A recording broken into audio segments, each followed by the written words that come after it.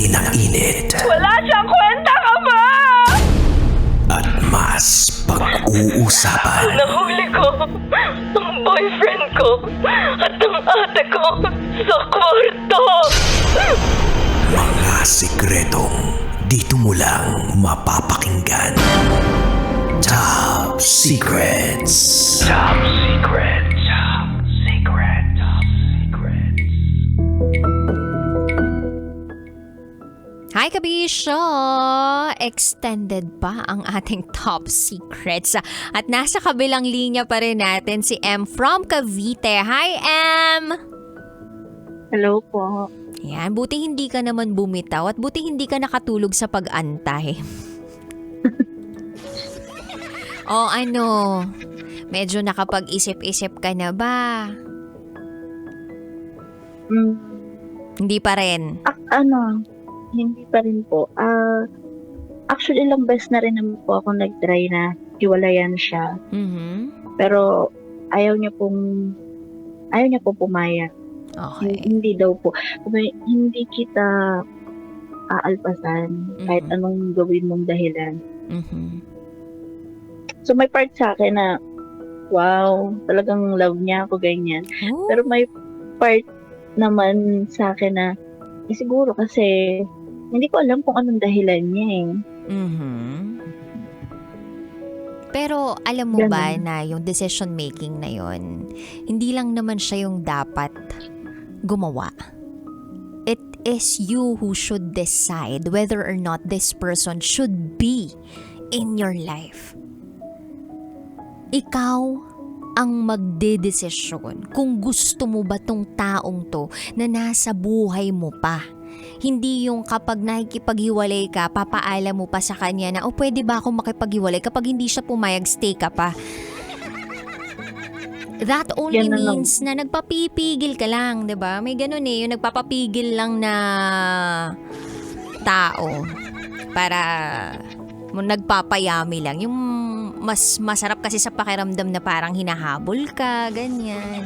Eh may mga lalaki talagang gumagawa ng ganun na ipaparamdam sa'yo yun. Pero ang masaklap talaga dito is hindi ikaw yung legal. 'Di ba? Ikaw yung sinasabi nilang quote-unquote kabit. And now that you know that you are a kabit, sabi mo, gusto mo pa rin magstay kasi mahal na mahal mo eh.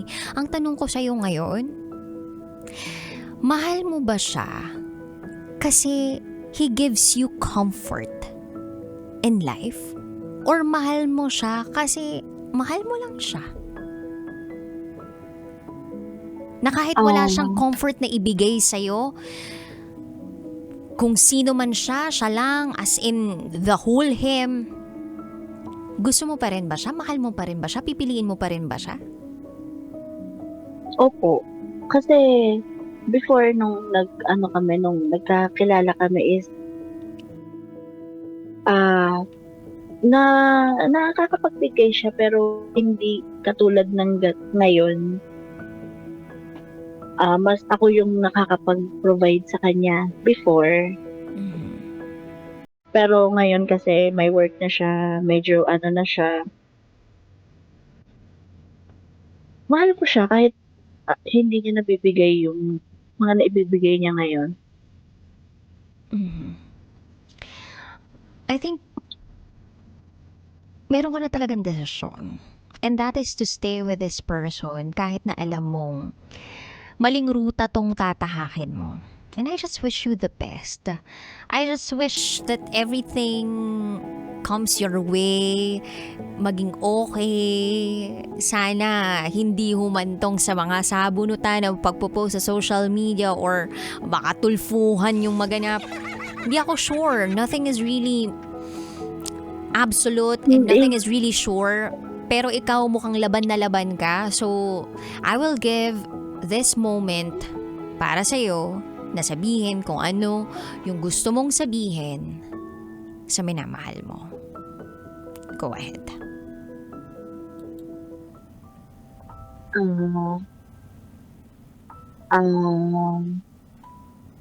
Ali, Siyempre hindi naman niya alam ngayon na nandito ako. Pero ang gusto kong malaman mo na kahit kahit anong mangyari, kahit ano pang i-overthink ko, mag-i-stay ako. Katulad ng sinasabi mong gusto mo. Pero sana wag lang din dumating sa point na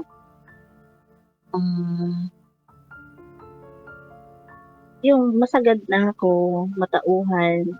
Kasi medyo nag-iiba na rin yung treat treat mo sa akin. Hindi na siya katulad ng dati. Siguro kasi, lagi ko na lang ino-open sa'yo yung kung ano yung sama ng loob ko, gano'n. Kaya siguro, medyo nag-iba ka na rin ng treatment sa akin.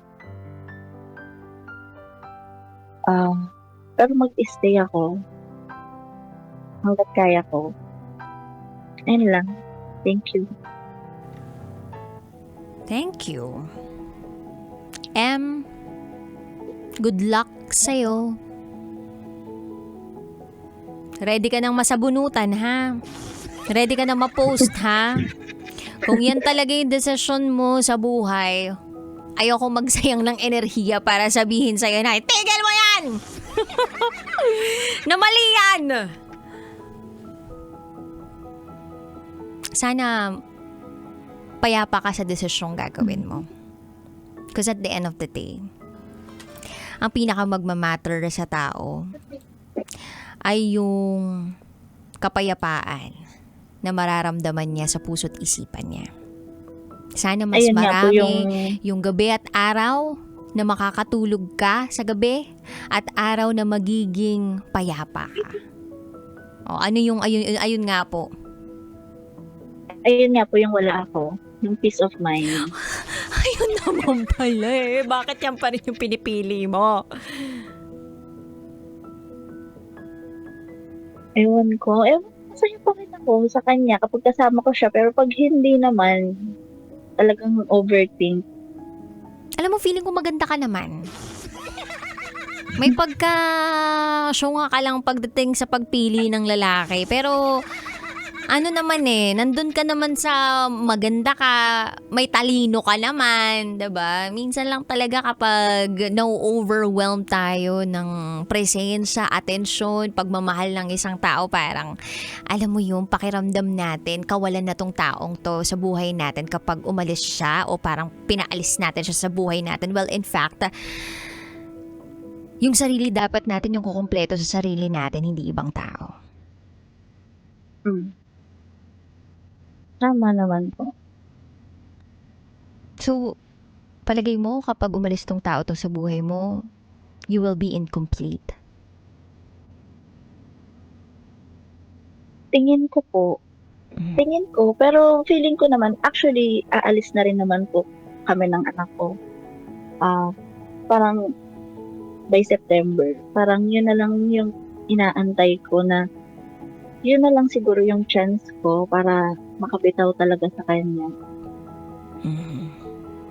Okay. Antayin na lang din namin na makita ka sa social media. Tsare! What naman?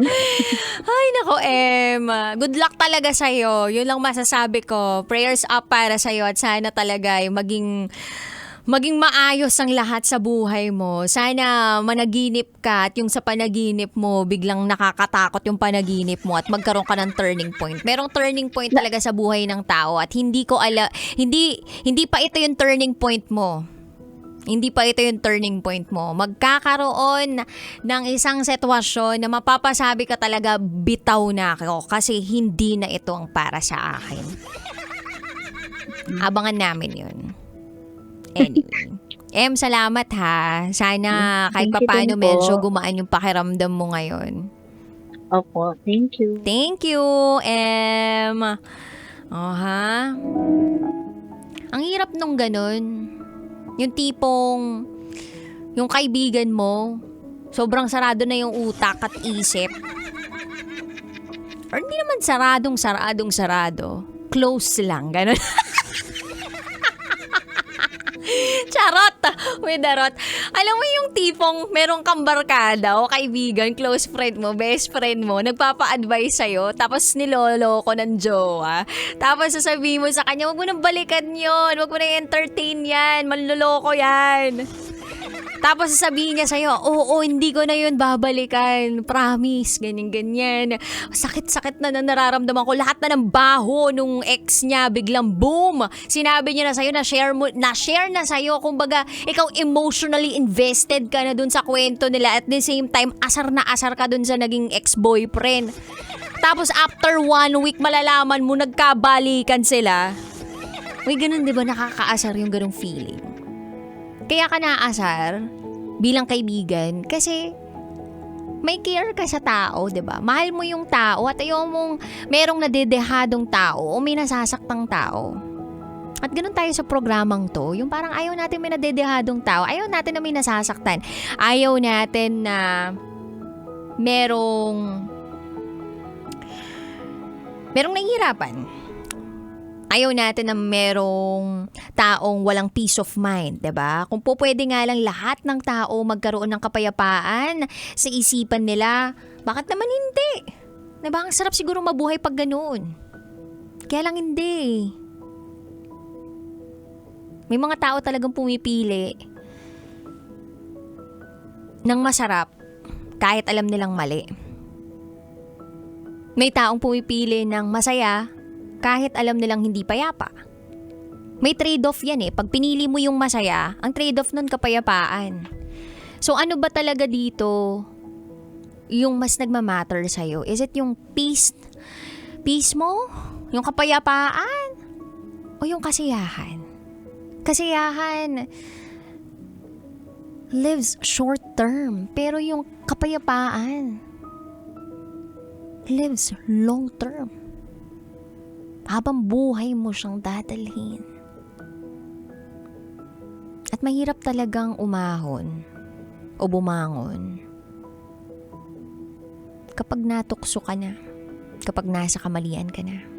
It requires a lot of strength.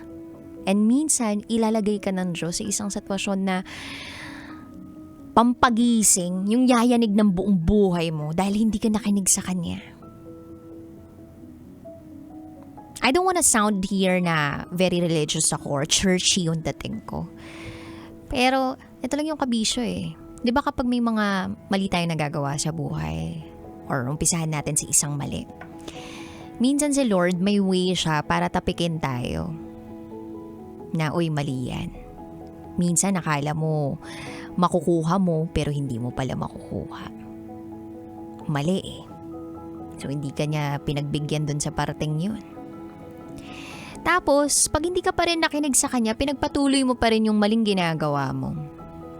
Bibigyan ka niya ng konting pagyugyug sa iyong shoulders. Pero hindi ka pa rin nakinig. This time, yuyugyugin niya ang buong katawan mo para magising ka. At pag hindi ka pa nakinig, isang malaking circumstance o sitwasyon na ang bigat-bigat, yung talagang matututo ka, ang ibibigay sa'yo. Sana wag mo nang paabutin sa ganun. Kung kailan ang hirap bumangon. Minsan kailangan lang natin makinig sa mga taong totoong nagmamahal sa atin. Sa mga taong totoong may care sa atin. Huwag tayong magpadala sa mga manipulating na tao. Kung i-recall niyo yung sinabi kanina nung caller natin, ang sabi sa kanya nung lalaki, since nalaman na nga niya na may asawa, tuloy pa rin sila ng asawa. Magsimula daw sila ulit sa umpisa na alam niya na may asawa siya. Grabe naman yan. Payag ka sa ganun. Gagawin ka talagang kabit. Kung payag ka, then go ahead. Eh di kabit ka. Laban. Pero kung hindi ka kabit. I mean, ayaw mong maging kabit. Homewrecker. Kulasisi. Tama ba yung kulasisi? Escabeche. Huwag mong hayaan. Huwag kang pumayag. May control tayo sa buhay natin. You have the power to decide whether or not this person should be in your life. Masakit mag-let go, lalo na kapag mahal mo. Pero sa una lang yun masakit. Lalo na kung ang kapalit ay ang panghabang buhay na kapayapaan mo. Pero sana wag ka naman mag-rest in peace. Agad-agad din naman. Anyway, Kabisha, it's 12 midnight. Maraming salamat sa pakikitutok sa amin. Sa akin, most especially.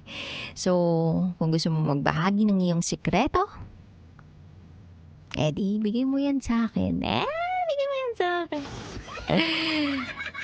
Oo, makinig ka lang sa akin. Mag-share ka lang sa akin. Dito sa 90.7 Love Radio, kasama ang inyong Basa Princess, ang tagapag-ingat, tagapagprotekta ng inyong pinakatatagong mga sikreto. You're listening here sa 90.7 Love Radio. Kailangan pa bang i-memorize yan? Basic. Bye-bye. Good night. Kailangan pa bang i-memorize yan? Love Radio. Basic!